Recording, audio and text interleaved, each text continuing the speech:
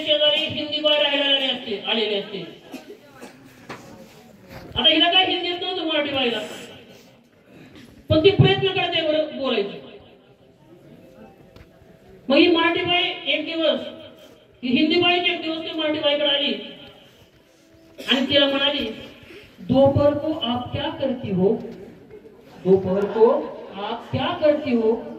आता हिला काय हिंदी बोलता येत नव्हतं, ती झोपत असते. आता हे तिला हिंदी मधून सांगायचंय.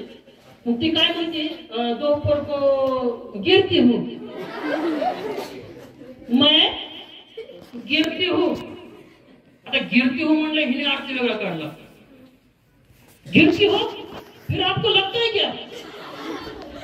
हाँ लगता है, लगी डोळा लगता है म्हणजे. इंग्रजी भाषा असेल विद्यार्थी मित्रांनो, इंग्रजी भाषा सुद्धा आपल्याला चांगल्या प्रकारे बोलता आले पाहिजे.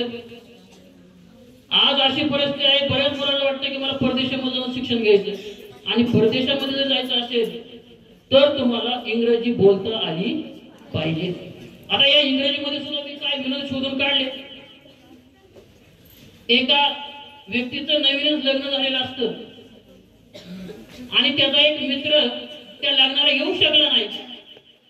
तो 2 दिवसांनी घरी गेला त्याच्या, आणि घरी गेल्यानंतर शुभेच्छा देण्यासाठी गेला होता.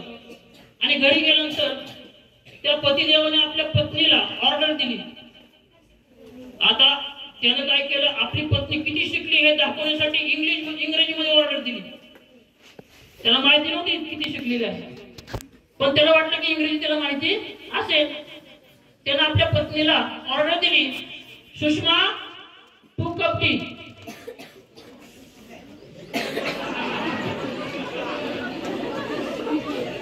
Sushma 2 cup T. आता तिनं जो अर्थ लावायचा तो अर्थ लावला, पण शांत बसली. पण परत तिने ऑर्डर दिली, सुषमा 2 कप टी. ती बाहेर आली, म्हणली मी नाही कप टी, 2 कप टी. तुझ्या